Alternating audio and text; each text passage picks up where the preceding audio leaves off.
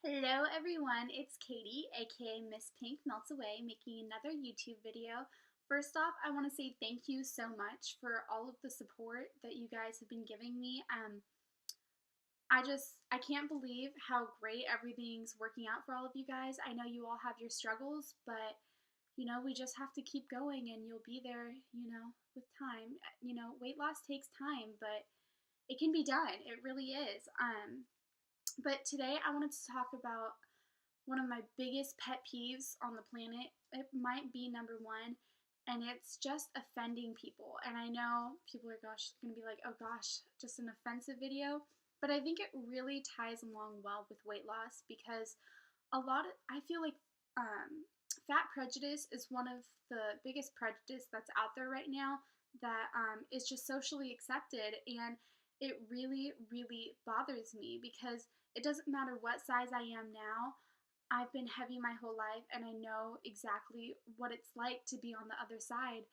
And I remember when I was a lot heavier and 211 pounds, I always carried myself with confidence and but that didn't change the fact that I was very vulnerable and sensitive on the inside. And family members saying stuff, that's the worst. And I know a lot of you guys struggle with that. You just feel like maybe your parents don't. I get a lot, oh, I just feel like my parents are so disappointed and ashamed. And I know where you're coming from, but I want you guys to know that it's not an ashamed of what you look like. If anything, it's ashamed of themselves just because no parent wants to have their children go through the teasing and the picking on that comes from the fat prejudice. And I remember, I'm not going to say a family member, but like, I don't know, our whole family has always been a family of eaters. And I used to be a big chips fan, and I was having a bowl of chips, and someone close to my family just looked at me and went, do you really want to eat that?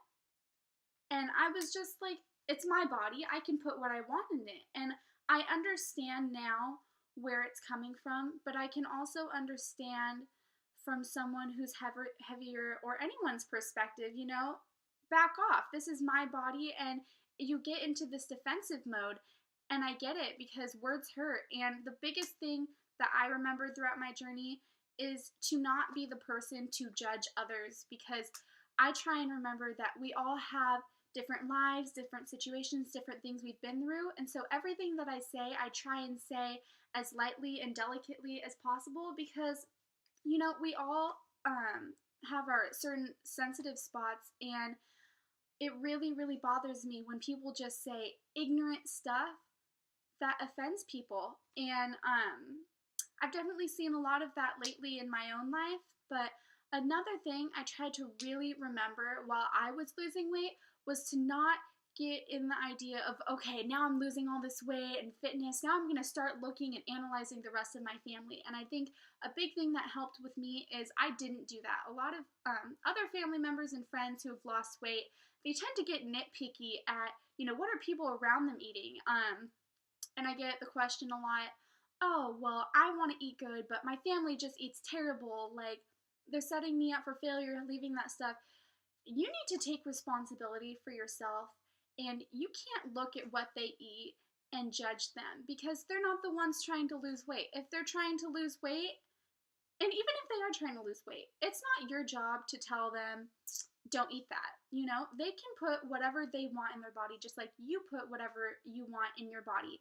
And I just want everyone who's going through this journey to keep an open mind and understand that everyone is at different points in their lives. And, you just need to take responsibility for yourself and however you want to look. So I just think that's a huge thing with while you're losing the weight, because it's once you start feeling really too self-confident in yourself and it's kind of that arrogance that you kind of let yourself go because, okay, I've lost all this weight, I look fantastic now, I can eat whatever I want. But remember, if you eat whatever you want and you're on that high, it's so easy to go back to old habits and gain the weight. And next thing you know, you're back to 211 pounds. And it goes into this vicious cycle of, I'm a failure. And at the end of the day, when you need to remember with your weight loss that it's what you put into your body is what's the outcome going to be. Lately, I have been eating, I don't know, on the weekends just so badly, and I could feel it in my body, and I just don't feel as confident and as fresh as I was before. And so now I'm going on like a fresh eating phase again. But that's what happens. I mean, we're all going to have our struggles, but don't ever feel like giving up on yourself, because there's going to be ups and downs. And people ask, how do I stay motivated?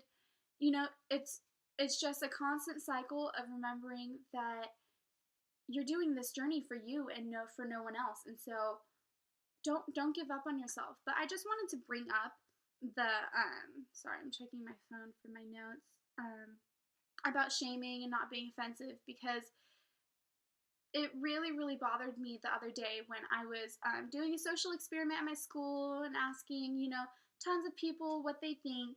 And I saw this one girl at my school walking, and she was a bigger girl, and she had a hood over like half her face.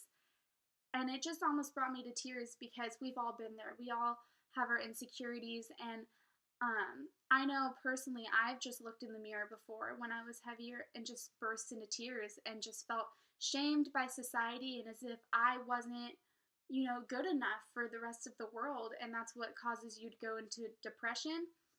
And I just wanted to bring that up because we all are at different places, and you just need to take, this weight loss one day at a time, and remember that you are doing this for you. Another thing I wanted to bring up in talking about self-sabotage and self-sacrifice, because a lot of us during our weight loss journey, we think, okay, I'm not going to eat that cake or that ice cream, and I'm just constantly sacrificing myself to lose this weight.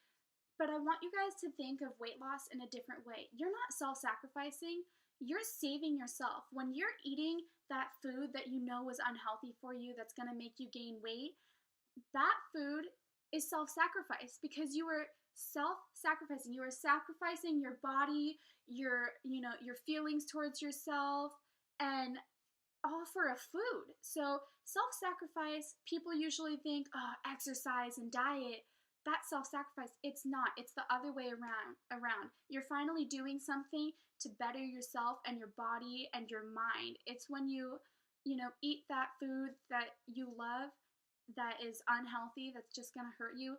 That's what real self-sacrifice is, because that's what's really going to affect you in the long run.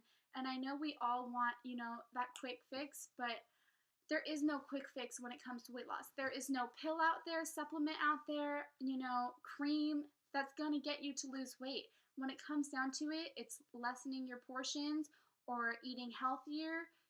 For everyone, they have their different thing that makes them lose weight. And my channel is not all about eat Fruit Loops and you'll lose weight. My channel is showing that you can do a drastic turnaround with your weight in a shorter amount of time if you dedicate yourself to it, and that you can keep it off. But the biggest thing that people forget after they lose all of their weight is that they do have to adopt a different lifestyle. They can't go back to eating like they did before. I meet a lot of people at Sierra College because I like doing surveys, social experiments, trying to figure out, how people think. And a girl asked me, she was like, so congratulations, you lost all your weight. You can eat whatever you want now. I can't eat whatever I want now. If I ate whatever I want, I would gain the weight back. That's purely how it goes. And then people ask me, I want the occasional burger. If you have an occasional burger, you will not gain your weight back, but you need to adopt an overall healthy lifestyle. And, there's different phases of weight loss. There's the shedding weight, and then there might be a plateau in there, and then you might start losing more weight again. But once you find your ideal goal, it doesn't end there. You're going to have your ups and downs. You need to figure out and experiment with foods to see what works for you, because what works for me may not work for you.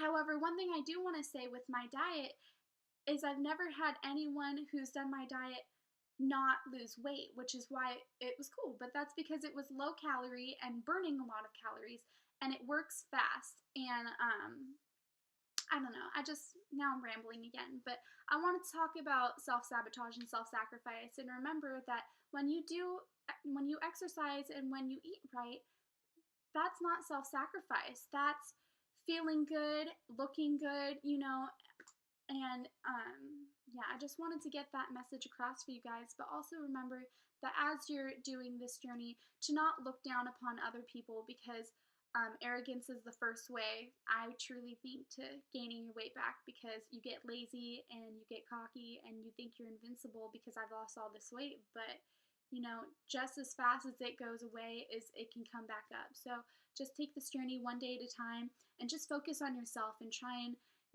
be as good of a person you can and not look at other people. So just another video from Miss Pink Melts Away.